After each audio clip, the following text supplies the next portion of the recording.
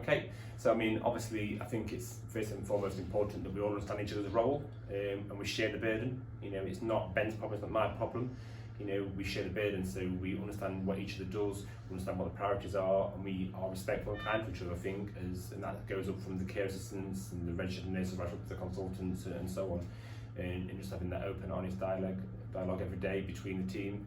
We don't have forums that are just consultants or just nursey. You know, we have forums where the whole team come and represents the department as a whole.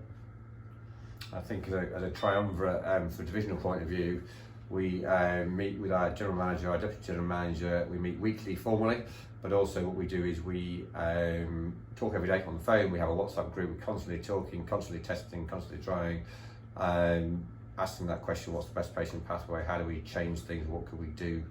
I think it's also we're wanting to challenge each other, aren't we? So it's actually going off on tangents, that sort of thing. Actually, peer challenge is really good, and we only get better if we challenge each other and know what we aren't doing so well as well. So it's that thing, and I think the other key thing for all of this is patients don't follow doctor or nurse teams. Patients come into hospitals, so the porters, the doctors, the nurses, the receptionists, the carers are all part of it. And if we see it like that, then we'll get a better patient journey than if we do it separately. Yes, so we have one departmental meeting every week. That's the senior nurses, AMPs, ACPs, as well as the consultants. We bring the registrars in sometimes. It falls on their teaching day, just to get their viewpoint. Yeah, and obviously clinical governance. We try and get everybody there as well, so doctors and nurses as well, so everybody's got their viewpoint shared. And yeah, just try and make it as a team approach as opposed to two different teams working in silo.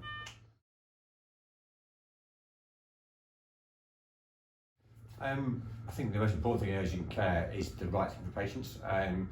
If we've got that as our primary goal and our primary outcome, and actually if it's my relative, what would I want? If we do that, then actually we flex the rules. It's about balancing risk. There is no right or wrong. There is no absolutes in this, because whatever you do has an impact on something else. We try and flex that. And the other key thing is to try stuff. We don't know if things will work or not. 80% good now is better than perfect in 3 months' time.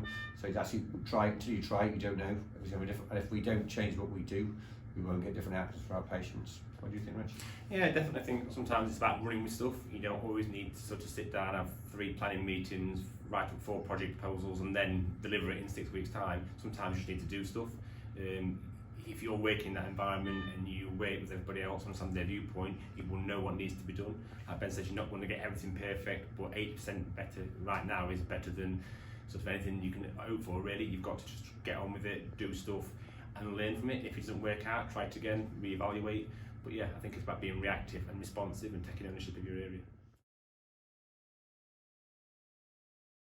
The other thing we've learned is once we PDSA stuff quite a lot officially, we just do stuff. But once we decide what we are going to do, whether it's streaming or whatever else, we realise you just got to repeat yourself and repeat yourself and repeat yourself, and remind staff and train them and remind them, and not just what to do, why to do it and why it matters. So we do PDSA stuff a lot. Once we've got something, we will drive it and make sure it happens, and that is, it only works when doctors and nurses do that together. No. Not at all. I think it's quite foolish to do that.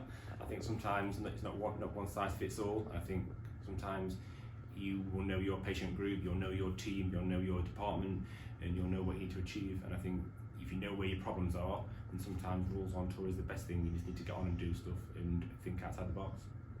And the example I always give is we don't have fixed nursing ratios in our majors area. We can have a fixed nursing ratio and say there's no more space, the crew has to wait, and someone in the community is dying of sepsis, or we'll get 5 people with that nurse, and actually that means that patient in the community gets seen and we treat them quickly and they get better. It's better for us, better for the patients. It's a balancing of risks all the time. What is the risk of doing something, what's the risk of not doing it, which we're not always so good at in the NHS. If you look at the risk of not doing something, it can change your mindset into doing it instead.